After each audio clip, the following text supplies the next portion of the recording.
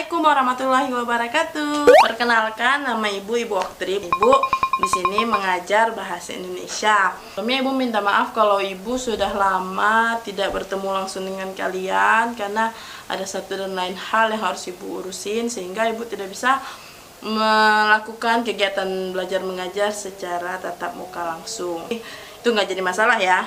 Ibu berharap semoga dengan video ini kalian dapat memahami pelajaran yang Ibu sampaikan dan semoga ilmunya juga bermanfaat untuk kalian semua. By the way, mohon maaf ya Ibu ngomong bahasa Inggris. Ngomong-ngomong, beberapa waktu yang silam lalu kalian sudah belajar tentang teks prosedur. Ada yang masih ingat apa itu teks prosedur? Sebelah sana. Ibu harap kalian tidak lupa apa itu teks prosedur ya. Ini kita akan mempelajari tentang let me think. Teks eksplanasi. Nah, tahu nggak apa itu teks eksplanasi? Nggak ada yang tahu. Kita ambil aja dari kata explain. Pasti sering mendengar kata explain dalam bahasa Inggris yang artinya menjelaskan. Jadi kalau dari kata itu kita bisa mengambil kesimpulan, jadi jangan pusing-pusing. Jadi teks eksplanasi itu adalah teks yang memberikan penjelasan dan di dalamnya itu terdapat sebab dan akibat. Untuk lebih memudahkan kalian memahami teks eksplanasi itu seperti apa sih? Nah, mari kita sama-sama check it out ini.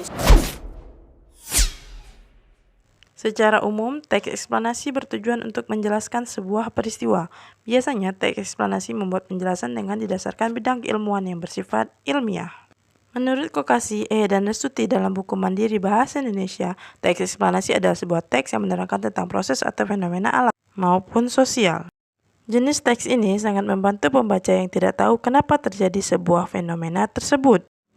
Maka dapat kita simpulkan bahwa teks eksplanasi adalah teks yang berusaha menjelaskan sebuah proses terciptanya sebuah fenomena, dan setiap fenomena peristiwa tersebut terdapat sebab dan akibat. Teks eksplanasi bisa dibuat dalam berbagai format, misalnya seperti cerita tsunami ataupun kisah pendemo beberapa tahun yang lalu. Mari kita lihat cuplikan berikut ini. Peristiwa demo pada tahun 2020, di mana terjadi penolakan RUU yang sudah diangkat oleh pemerintah dan menimbulkan keributan berbagai kalangan, dan hasil yang ditimbulkan adalah kerusakan berbagai fasilitas masyarakat yang sudah diberikan oleh pemerintah.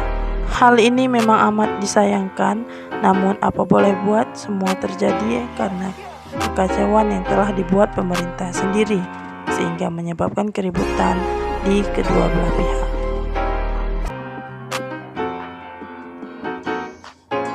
Perhatikan pula video berikut ini. Ini merupakan gambaran bencana alam yang terjadi dan biasa disebut dengan tsunami atau naiknya gelombang pasang laut dan menyebabkan kehancuran di berbagai daerah.